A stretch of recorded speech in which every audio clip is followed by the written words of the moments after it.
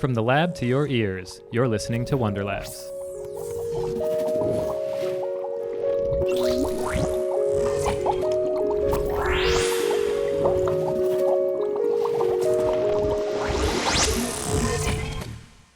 Hey everyone, and welcome to WonderLabs. This is Chris Richardson checking in from the Okinawa Institute of Science and Technology. We get a lot of sun on this subtropical island, and Japan is a world-leading manufacturer of photovoltaic technologies, converting sunlight into electricity as a replacement for fossil fuels. In this episode, I speak with Collin Stecker. Collin is a researcher exploring next-generation solar materials for solar panels. While silicon has dominated the market for decades, Collin is exploring a class of materials called perovskites, and perovskite solar cells are a rising star in photovoltaics, thanks to their low cost and high conversion efficiency. But sadly, they're not without their problems, including a set of environmental concerns raised by their very structure. In this episode, we talk about photovoltaic solar technologies, including a brief primer on how they work and the history of solar panels. We then look at the viability of replacing silicon with other materials, and also some of the challenges faced in adopting a new technology. Not just the science, but its complicated interplay with energy policy and vested interests. Collin brings this to life with some interesting case studies, some disheartening, some hopeful. Overall, I left the conversation with a stronger sense of what I thought before it started. We need concrete policies in place, policies that aren't easily gamed, to keep energy companies in check, and to wean us off fossil fuels as soon as possible. And despite my many attempts to drag Collin into an anti-capitalist socialist utopia rabbit hole, he persisted in advocating operating within and changing our current system, rather than tearing it apart. Whether he's right, I don't know. But we could certainly use some informed scientists like him fighting for sensible policy. His diplomatic answers to some of my more probing questions suggest he might be a person for such a job. Another important takeaway from this conversation is to get out and do something. What the case studies highlight is that changes can be made by taking action on a local level. And this is something that we all can and should do on issues we care about. So, don't just listen to podcasts and share your opinions on social media. Get out there, and let's get it done. Collin Stecker, thank you very much for joining us on WonderLabs today. Thank you for having me. I think it's really important that we give a bit of context to this work and not to go into the usual doom and gloom statistics that everybody's probably quite familiar with by now, but maybe just what your motivation is for getting interested in this research space. Yeah, so I think most people at least heard a bit about, I don't say an energy crisis per se, but just that the energy demand, is increasing with an increasing global population, and that we need to be coming up with alternate ways aside from fossil fuels and other carbon-heavy fuels. So I'm just motivated to find cleaner, better ways to produce energy to meet global demand. So solar energy is one such renewable, and where we are in Japan, I believe has one of the largest capacities of any country on the globe. Mm-hmm. So how does solar actually work? So there's a couple different technologies that can be related to solar, but the one that I work on is photovoltaic technology. And that means that the light from the sun comes into your solar panel, and there's a material in there that can absorb the photon from the light. So a little light particle can come in and basically give its energy to an electron that's inside of the material. And with this extra electron, it sort of no longer is trapped in the material, but can freely move around in the material and eventually move to an external circuit where it can charge your smartphone, light a light bulb, etc. One of the things I found quite astounding was just the amount of solar that would actually be needed to provide us with the global output that we need. Yeah, exactly. There's a couple of images you can put in your head to grasp what we would need. But as far as land area goes, you can think of it approximately the size of Spain, or Another statistic that's thrown out a lot is it's about 5% of the Sahara Desert or so. And I love that people respond differently to that messaging. Well, yeah, I mean, if you think of Spain, it's highly residential, a lot of people living there. You think about all these people that would have to be displaced. That's not, the most attractive, but you talk about putting it in the middle of the desert where, not too many people are living. It's not as much of a pushback, but there are practical implications that would make it difficult to do that as well. So photovoltaic technologies then, before we get to your current research area, maybe you can just take us through the history of the technology. Sure. I mean, the original technology and the one that is currently, got the highest market share and the one that probably everybody has in their head when they think of solar panels on rooftops and everything is silicon-based solar cells. I mean, there's a few different types, but the ones you find on your panel are typically multi-crystalline, and they'll give you your standard efficiency of somewhere between 15 and 20%. And that's the original one, and that started back in the 1950s, and it's taken that many decades to sort of get the technology to the point where it's commercializable and potentially profitable. And after that, then there are a few other technologies that are not silicon-based that were developed, gallium arsenide, cadmium telluride, and some of these ones, these are more thin film solar cells. You'll hear that thrown around as a term. And these ones, you have their own pluses and minuses. I mean, they're lighter weight if they have thinner film, less material. The manufacturing processes, for instance, cadmium telluride is cheaper, can do higher volume manufacturing.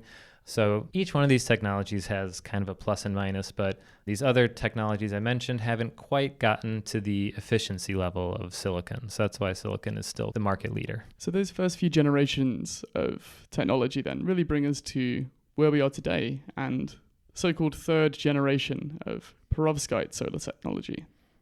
So tell us about perovskite solar tech. Sure. So the perovskite material has actually been around for a while. It's a general class of materials, but there's a specific subtype that about a decade ago or so was discovered to have potential as a material in a solar panel. And within that decade, from about 2009 until now, there's been a rather meteoric rise in the record efficiency that has been achieved in the lab. And this has gotten a lot of people's attention. As I mentioned a little bit earlier, silicon was started in about the 50s or so, and it's taken that long to get to commercialization and this higher efficiency. And with the perovskites, it's been only 1 decade, and it's already creeping up close to the same, efficiency as silicon cells in the lab. So that's what people are excited about. And yeah, I mean, if you look at the number of papers that have been written each year, it's kind of an exponential rise. So there's a lot of excitement about this topic. And also relating to the cost as well. Yes. So there's many, advantages that people are excited about aside from this high efficiency. And one is the low cost of the raw materials that are used to make it. Another is that it's a thin film technology and it can be fabricated in a number of different ways. And some of those ways are, compatible with a very high throughput manufacturing process, which would also help lower the cost to the end user.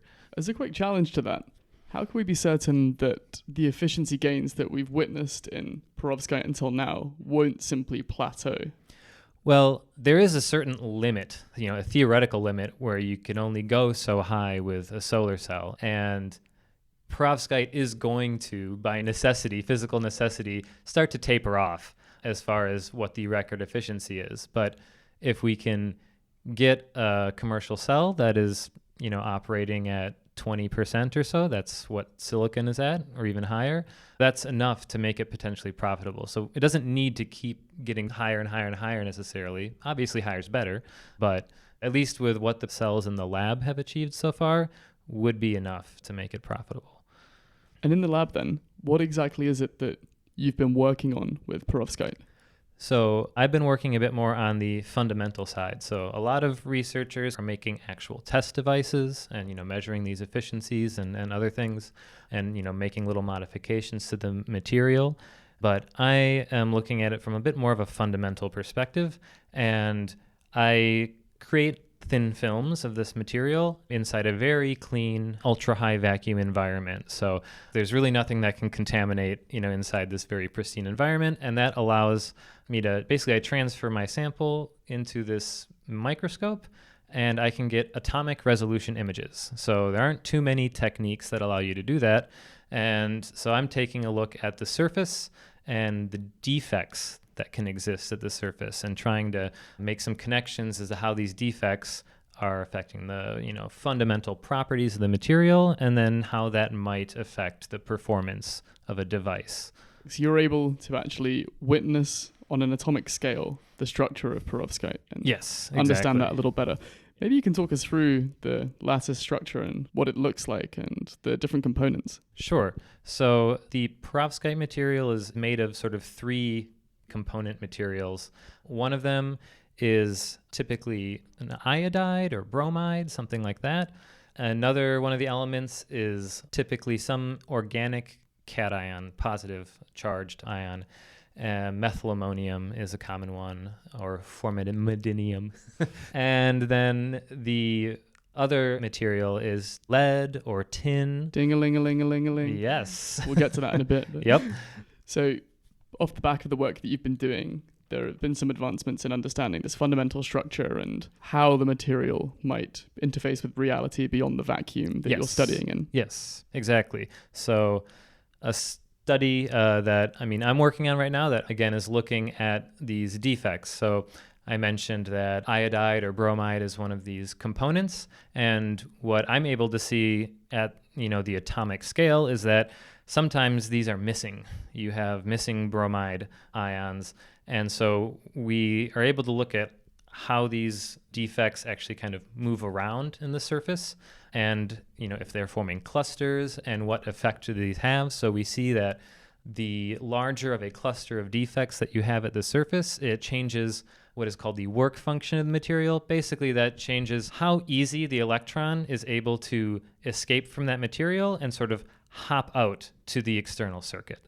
So the fact that that barrier is changing is important for the device engineers to know. And with the knock-on implications then for any potential use in generating power. Exactly. So if you have a barrier that has changed what you were predicting it to be, and you had designed the device in a certain way, and all of a sudden it's different, that means that you're not going to have as many electrons getting out to the external circuit, and your device is going to be less efficient. And I like that we're starting to bring in this conversation about defects, because earlier on it seems like we've got these new third generation technologies with good efficiency, and you're able to do this at a very low cost. But one of your earlier talks that I found was called The Not So Straightforward Path to a Solar Powered Planet. Correct. Suggesting that there are some challenges. Maybe we can begin with some of the challenges of perovskite. Sure, yeah. And there are definitely many challenges that still face this technology. One of them being material stability. So these defects may also have implications for material stability as well. So the fact that you have a missing atom actually allows the other atoms to move around.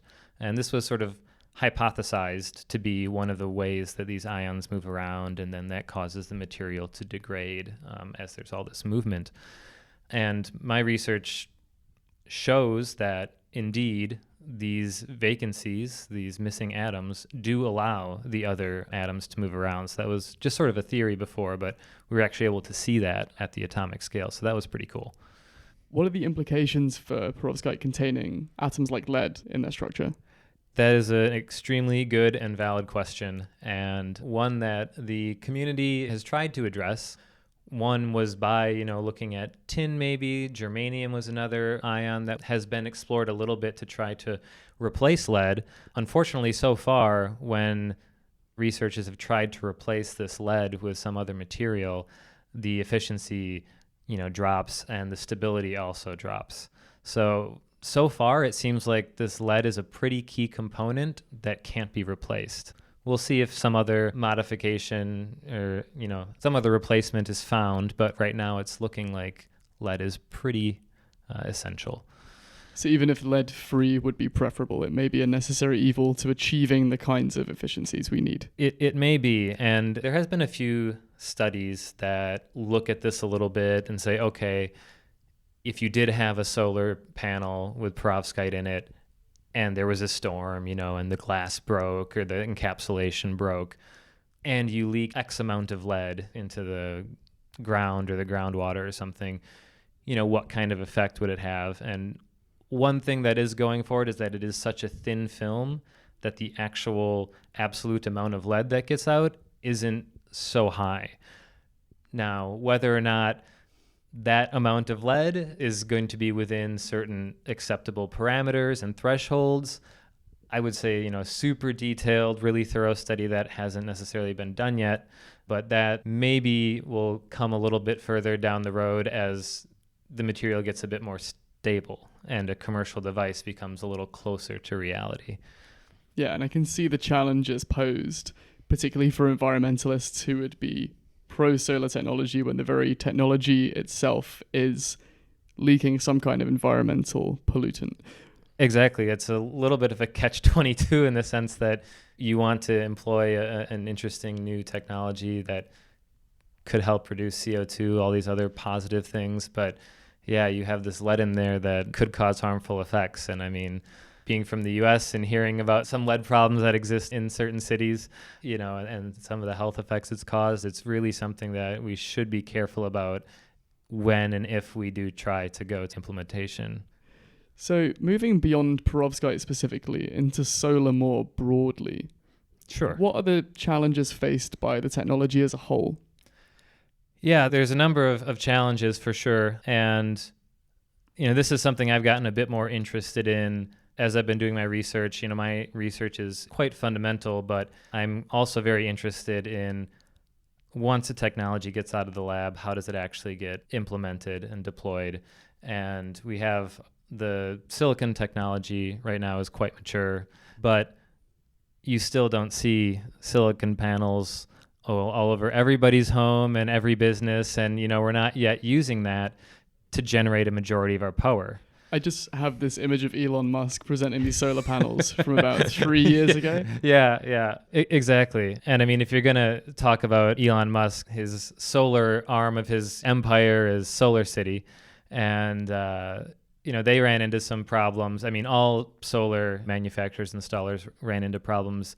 In an example from the US, the state of Nevada, actually, where abrupt changes in policy had significant impacts on the industry and also the individual residential owners of these solar panel systems, where there's one policy that's been tried is something called net metering.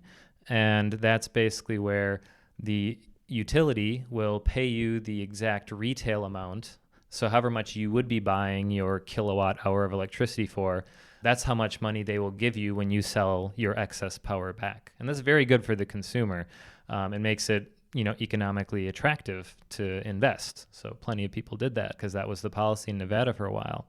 And then they changed that and even changed some of the, the rates that they're going to give. And so if someone invests thinking they're going to get a certain amount of money back, and all of a sudden they can only sell their electricity back to the utility for a fraction of the money, now all of a sudden they're losing money on their investment. So that makes consumers lose confidence in the industry. That makes the companies as well. I mean, hundreds of jobs were lost when Solar City, I think, decided to pull out entirely from the Nevada market when that, law change happened. I think now Nevada's actually gone back and reinstituted net metering after kind of seeing some of the detrimental effects. But, those are how policy can help or harm the implementation of the current technology is also very important. And I know there's been some criticism of solar technology in a sense that it's associated with a cost of actually creating it in the first place in terms of its carbon footprint, and also the recycling of it when it's past its sell-by date. So there's a term called the energy payback time and carbon dioxide payback time. You can look at both of these metrics. And yeah, there is a certain amount of CO2 and energy used when you're manufacturing the panel. But at least with silicon solar cells, after, I don't know, anywhere from, 4 years, maybe up to 7, somewhere in that time window, you're going to have paid back that energy and the CO2 savings, and then you start getting a net gain.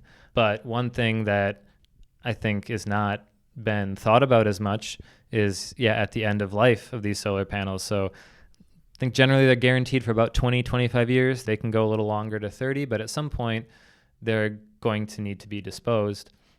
And what we do with all of this solar panel waste isn't super well thought out at the moment.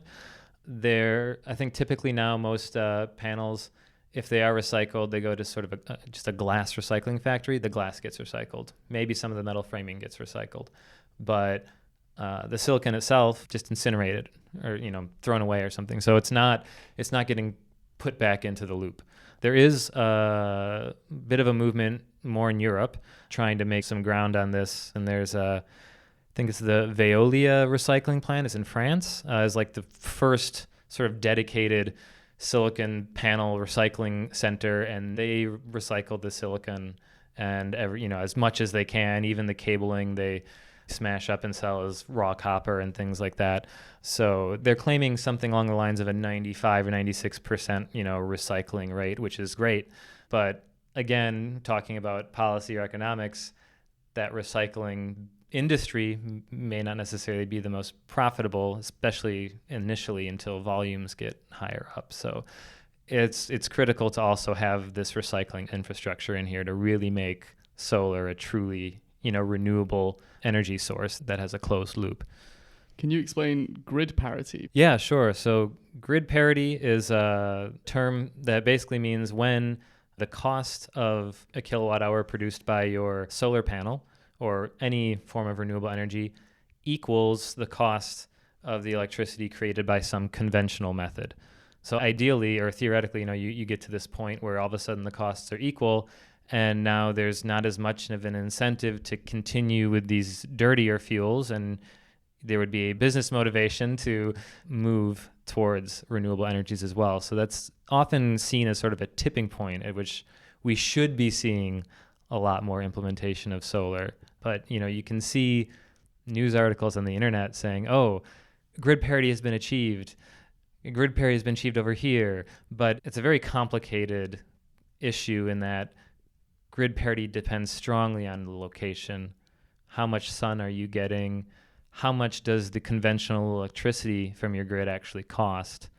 And so that's why although you see these articles, that's why we haven't necessarily had this massive wave of implementation so far, because it's really location dependent. And perhaps putting my tinfoil hat on for a moment. Sure. There could even be some interplay with the incentive structures that are in place with regards to whoever's in charge of determining grid parity and what that actually means. Oh, for sure. I mean, the example I gave earlier in Nevada with net metering, the local utility has a vested interest to not see net metering, employed, because that lowers their profit margin.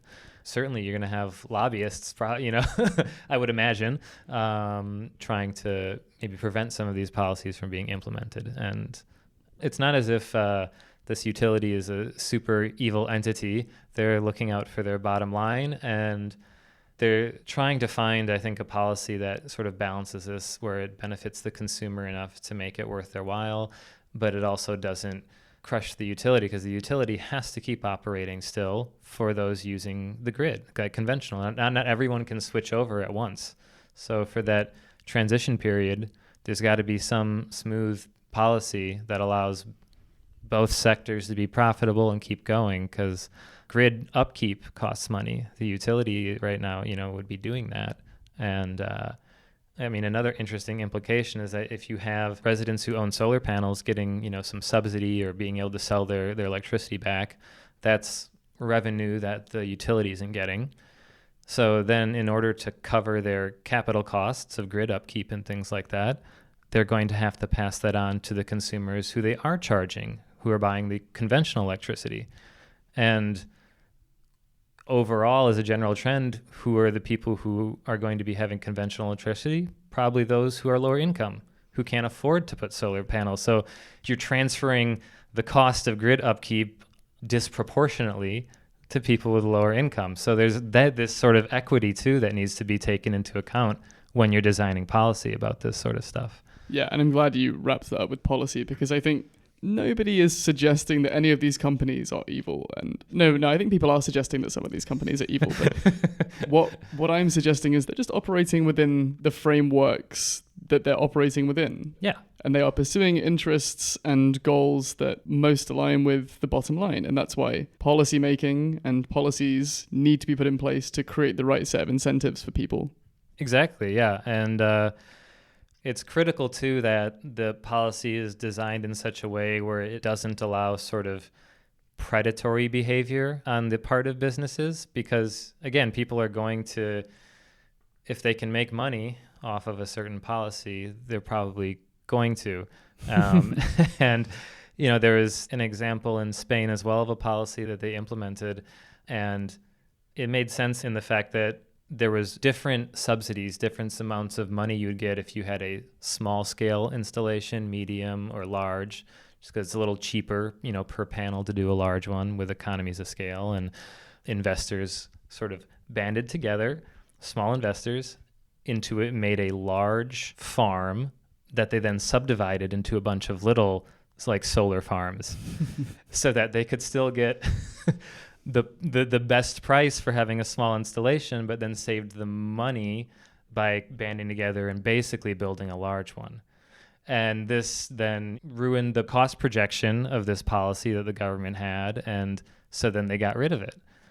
And then this abrupt change in policy really detrimentally affected solar deployment in Spain. So it's a perpetual game of cat and mouse between corporations and policymakers, and a bit, yeah. Perhaps what that suggests is what people like Naomi Klein or the Extinction Rebellion movement are suggesting. Climate-related issues are in a fundamental tension with capitalism. I mean, it's tough to necessarily say, okay, we want to fight the climate, we need to overthrow capitalism. That's maybe a bit of an extreme take at the moment, but, it does need to be carefully thought out. And policymakers have to assume that businesses are going to operate with their bottom line as their foremost priority and not necessarily this grander, noble movement of cleaning up the environment. Unless, of course, they're forced to by policy. I guess that then begs the question of if energy could be considered a public good, perhaps it shouldn't be in the hands of private corporations in the first place. I know there's been some interesting case studies where citizens of different cities have effectively reclaimed the power grid, so to speak, and now that is public sector provided as opposed to private sector. Yeah, and there are some interesting community solar projects that get developed, and we're talking about kind of some of these subsidies and policies that help to deploy silicon solar cells. But there have been some projects. One that comes to mind is one in West Sussex in the UK, where liberal corner of the country. Yeah. And I think one of the sunniest areas, if I'm correct. But I don't know if that means much in the UK. Yeah, but very true.